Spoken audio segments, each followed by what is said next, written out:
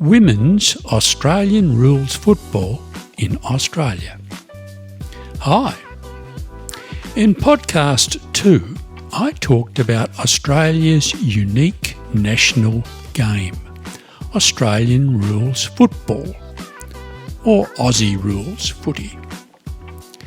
The top national level competition is the AFL, which stands for Australian Football League. I published podcast 2 just over 10 years ago in 2015. Today, Australian rules football and the AFL continue to be very popular. Furthermore, since 2017, there has been an important and positive development in footy, as it is known. That important development is the starting of a top-level national competition for female players. Yes, it's women's footy. The competition is called the AFLW, which stands for Australian Football League Women's.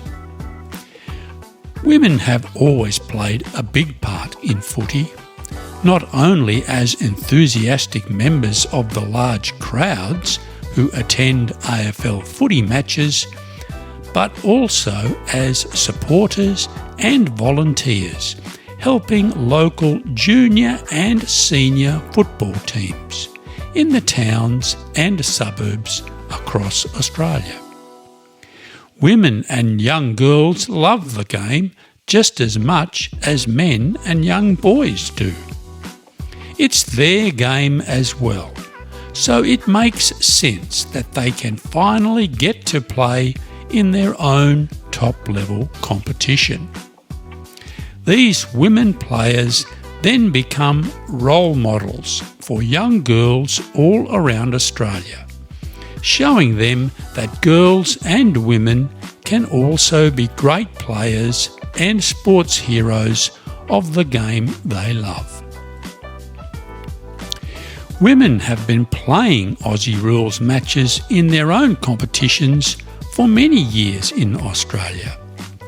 While there have been many exhibition games played by women since the 1920s, it was not until 1981 that the Victorian Women's Football League was established, with 4 teams competing in an adult women's competition. In the 1980s, 1990s and early 2000s, other women's footy competitions were created in Western Australia, South Australia, New South Wales, Tasmania and Queensland. In 2010, the administrators running the men's AFL competition proposed that a women's competition could be started to align with the men's AFL teams. This would mean that, for example, the AFL men's team Essendon would also have an AFLW team called Essendon. However, this national competition was slow to get organised. In the meantime, women all over Australia showed that they wanted to play Australian rules footy. For example, in 2015, around 284,000 women and girls were playing in local football competitions all over Australia. Finally, in 2017, the first top-level AFLW competition commenced, starting with 8 teams, all aligned to an existing men's AFL team. The first game of AFLW was held in Melbourne on February the 3rd, 2017, between old rivals Carlton and Collingwood. Around 27,500 fans attended the match, with an additional 2,000 fans outside the main gate unable to get in. The ground was packed, and there was great excitement for this historic day in women's football. I can remember seeing this game on television and thinking to myself that it had all the passion and excitement of a typical AFL men's match. The players were obviously proud and excited to be playing in this first top-level game of AFLW. The pace of the game was exceptional. Players seemed to be supercharged as they went for the ball and tackled opposing players. The intensity and the furious pace of the game was a credit to every player on the field.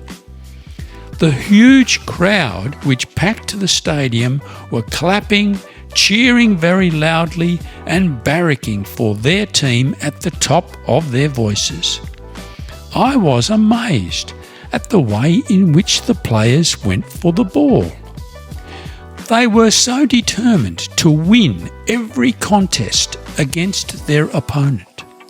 Furthermore, their ball handling skills were impressive, specifically their kicking, handballing and marking skills. It was great to watch. One particular aspect which I enjoyed was the way the members of each team celebrated after the scoring of each goal. Goal scorers leapt high into the air and punched their fist in triumph. Their teammates rushed in to hug them and congratulate them. This sort of passion and team spirit is a feature of AFL, and to my eye perhaps even more so in AFLW. It was a joy to watch. By 2022, the AFLW competition had grown from 8 to 18 teams, so that there is one women's AFLW team to match every men's AFL team. Aligning the teams from both competitions in this way makes a lot of sense. Each AFL team already has a strong following of fans, and also a strong club organisation with excellent facilities, which each AFLW team can immediately benefit from. Importantly, some of the AFL fans will decide to be active followers of their club's AFLW team. One of the challenges facing the AFLW is the scheduling of the games. Australian rules football is not a sport that can be played easily in the summer. The summer weather is often too hot for playing such a vigorous game as Australian rules football. Many players could not last playing a whole game in such heat. Added to that is the need to minimise, where possible, any timetabling clash with the men's AFL competition. The men's competition goes for 25 weeks for the home and away season, March to August, followed by 4 additional weeks for the finals and the grand final in September. The women's competition goes for 10 weeks of the home and away season, September to October, followed by 4 weeks for the finals and the grand final in November. This arrangement, while not perfect for the AFLW competition, minimises the timetabling clash and allows fans to attend both the men's and women's competitions if they so wish. The AFLW is still a very young competition, and I think it is progressing well.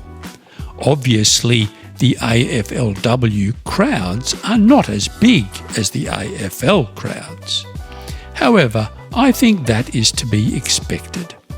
The men's competition has a long history, starting in the 1850s, and is massively popular and central to Australian sporting culture. For example, in 2024, the average AFL attendance was 38,344 fans per game, with a maximum of 100,013 fans at the grand final. That's impressive. By contrast, in 2024, the average AFLW attendance was 2,692 fans per game, with a maximum of 12,122 at the grand final. So you can see that it is early days for the development of the women's game. However, I don't think that attendance numbers are the critical thing at this early stage. What's important is that Australian women now have the chance to enjoy playing the game they love at the top national level.